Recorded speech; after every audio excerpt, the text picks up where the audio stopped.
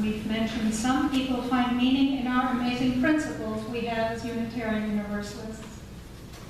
Some find meaning in covenant. Some find meaning in their experiences of mysticism or in a sense of faith they have. Many Unitarian Universalists identify as humanists. The topic of today's sermon is finding meaning in our humanist faith. Now those words, humanist and faith, often don't get put together. I noticed it didn't make it in the order of service either. On the front is finding meaning in our humanism, and inside just finding meaning in humanism. That got edited out because we're not used to having faith if we're humanists. For some, putting those two words together is blasphemy. So let's look at them one at a time. Faith. What does that word faith actually mean? It has been used and misused for so long. It almost seems like certain religious groups have kidnapped it for their own purposes and now have a monopoly on it. One problem is that the words faith and creed have been used interchangeably. Actually, faith and creed are not synonymous. They're quite different in origin and meaning. Creed comes from the Latin word credo, which does not mean belief itself, but literally, I set my heart to. The term credo, I set my heart to, signifies loyalty, allegiance, honor, and value. Another linguistic problem for Unitarian Universalists is the association of faith with a belief that defies logic, proof, or evidence, such as belief in a supernatural power that must be believed in without question. The term blind faith comes to mind for many when they hear the word faith, like we hear it preached in many churches. In such places, we can almost read between the lines, and we might hear their actual message. Welcome to our church. Please leave your mind and reason in the parking lot with your car and come in and join the service. We know the truth, and we will do the thinking for you. Thank you very much at no extra charge. That is not the kind of faith we are talking about as Unitarian Universalists. Sharon Parks defines faith as the activity of meaning-making. Making meaning is certainly an activity in which we engage. To the theologian Paul Tillich, he says, faith is the state of being ultimately concerned. Faith is a state of being, a concerned and loving state of being, is an intriguing definition. Can humanists search for meaning and be ultimately concerned? Oh, you bet. They most certainly can and are, by definition. So we're on solid ground talking about our humanist faith today. I actually like those two words together since they have been joined again and again for the last, well, at least 150 years in our Unitarian Universalist history. These days, when we think about the heartland of the United States, phrases like Bible Belt come to mind and our anxiety might go up, picturing a somewhat conservative environment, with the East and West Coast being a bit more tolerant and progressive in their thinking. In the late 1800s, that was actually the opposite. It was the Midwest of all places where humanism and Unitarianism grew and combined. In the Western Unitarian Conference, in Illinois, Indiana, Iowa, and Michigan, the wild and progressive radicals of Unitarianism were having a great time. There were many women ministers there at that time, known as the Iowa Sisterhood. People came from the East Coast, a lot of men who had served churches there and wanted to explore having a church maybe in Iowa, only to find It was just fields and some villages, and one would need to organize the building of such a church first, and no, there was no parsonage available either. You had to find a bed to sleep in, and some of the potential parishioners, they went right back to Boston, but women took their place.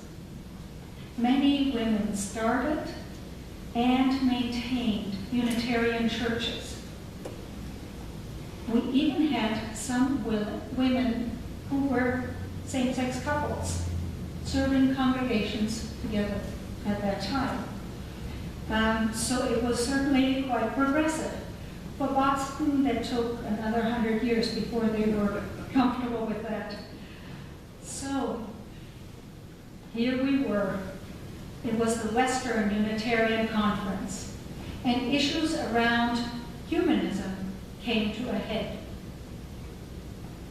Many ministers were humanists and did not want to be tied to a certain belief in God or the God-centered language of the Unitarian faith statement of the time.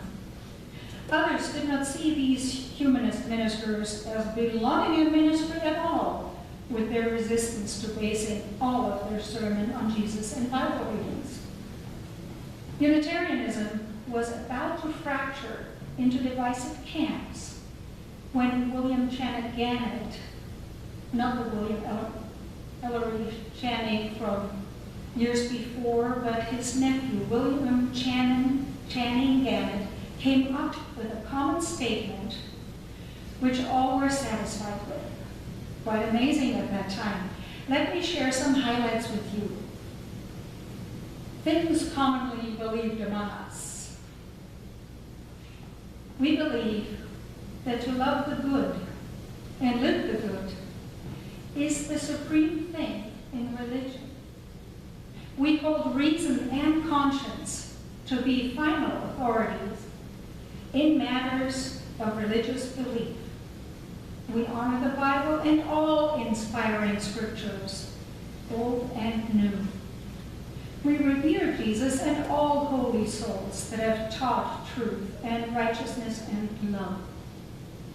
We believe in the growing nobility of man. We trust the unfolding universe as beautiful, beneficent, and unchanging order.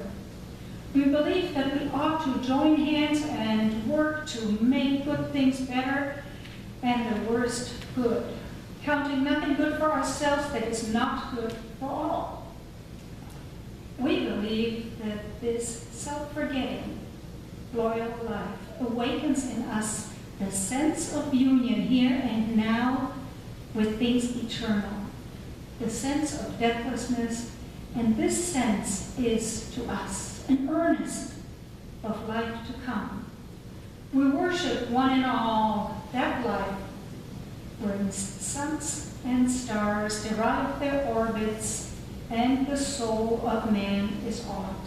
That life which lighteth every man and comes into the world giving us power to become the sons of God, that love which our souls commune, with which our souls commune.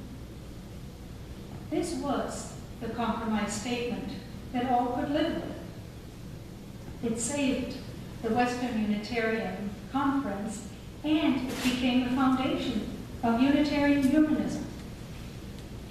Many of these phrases and ideas showed up in the Humanist Manifesto, the first one in 1933. We're now on a third version of that, as well as in UU writings and in our principles. So after all this time, are we as Unitarians theists? It means we believe in a higher power like God, or are we humanists? John Dietrich, a Unitarian humanist minister, wrote in 1927, "Theism means no God and our duty towards God. Humanism means no man and our duty towards man." A couple of decades ago, most Unitarian Universalists identified as humanists. Now we have more diversity among us, and quite a few theists with a great variety of belief. We have pagan Yuyus and Buddhist Yuyus and mystical Yuyus and Christian Yuyus, for example. I identify with several of these labels, actually.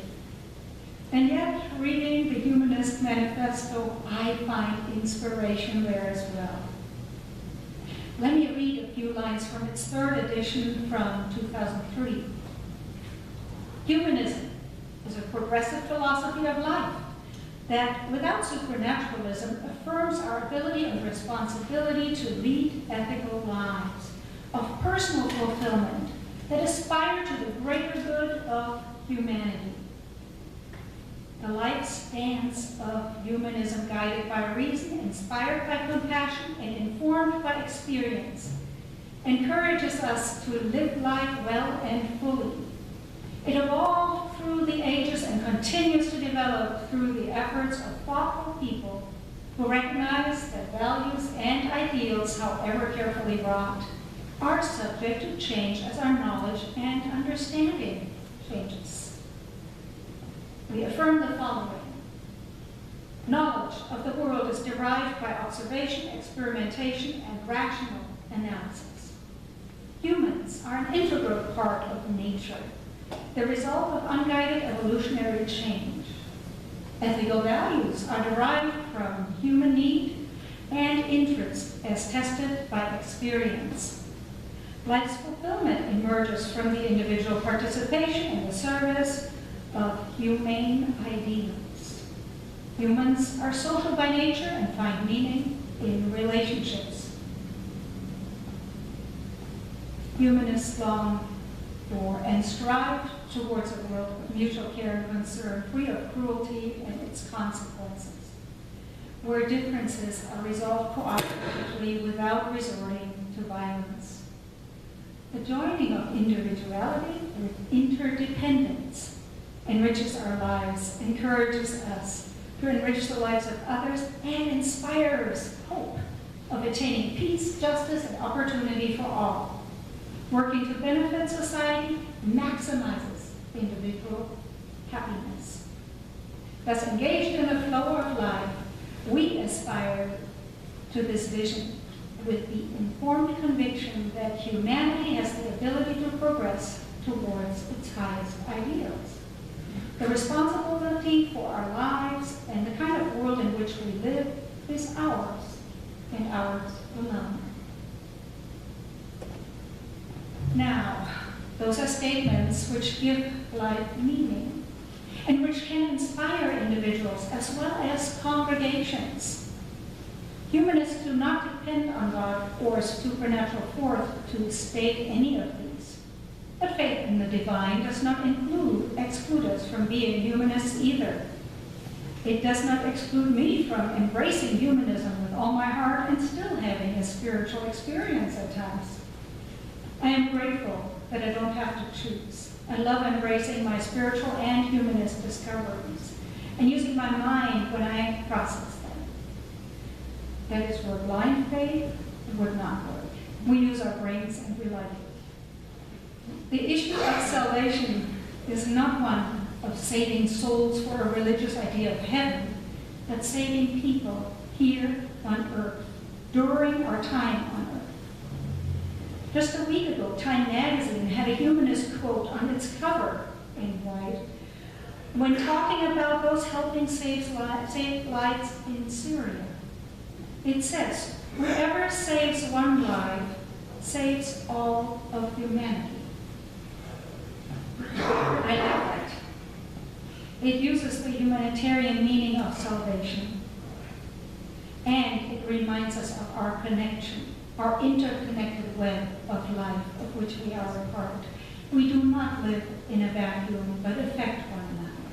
We need each other and belong to one another. And indeed, your happiness is essential for my well-being. The history of humanism can be easily traced as we look through the history of many hundreds of years. We see throughout the history of humankind People were both scientists and religious. They would observe the workings of nature, like the movements of the sun and the stars and the moon. They observed seasons coming and going. They saw people, animals, and plants in their great variety. And they came up with explanations for all of these. Different cultures would come up with different stories to explain the earth, the heavenly bodies, and the workings of nature.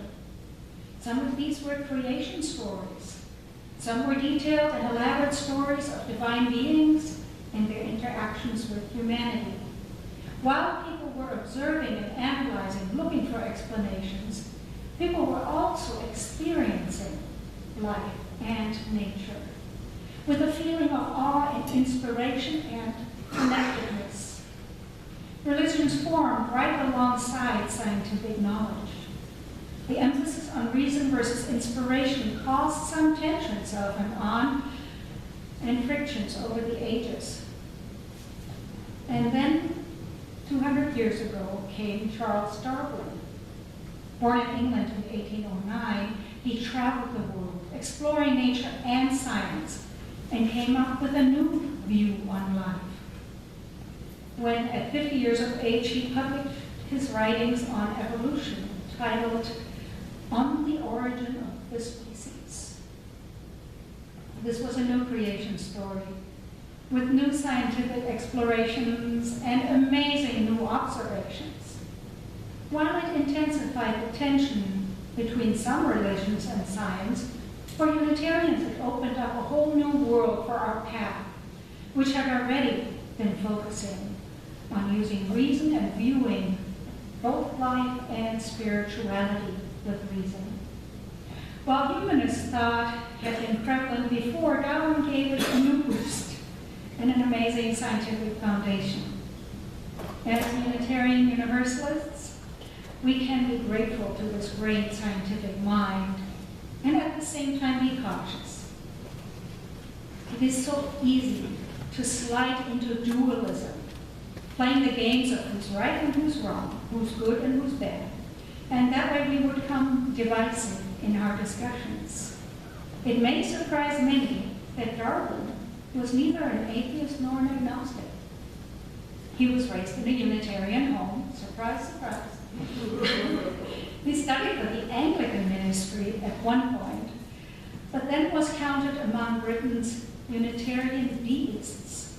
Deists believe that there is a God who created everything and is revealed through nature, but after that detached.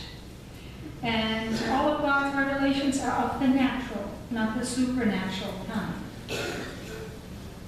Obviously, a belief in God did not keep Charles Darwin from using his scientific mind. If anything, it inspired his research. In our own congregation, we have those who believe in God in a variety of ways, and at the same time do not exclude themselves from being inspired by humanist thought and belief. If anything, that is humanism. It is humanism which is our common ground, and our varied beliefs about the divine find a home right here, knowing that we have shared values.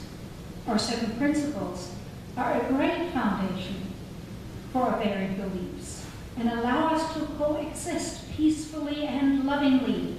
The inherent worth of dignity of every person, justice, equity, and compassion, acceptance of one another, a free and responsible search for truth and meaning, the right of conscience, the goal of world community with peace, liberty, and justice for all, and respect for this interdependent web of all existence. Without these, we might forget to accept each other in our various beliefs. And we may even neglect to honor the worth of each and every person. We are in a wonderful association of Unitarian Universalist churches in which our values are clear, and all schools of thought are welcome and appreciated if they match those values. If we can resist the challenge of trying to find the one and only truth, If we can appreciate diversity of true paths, then we are truly moving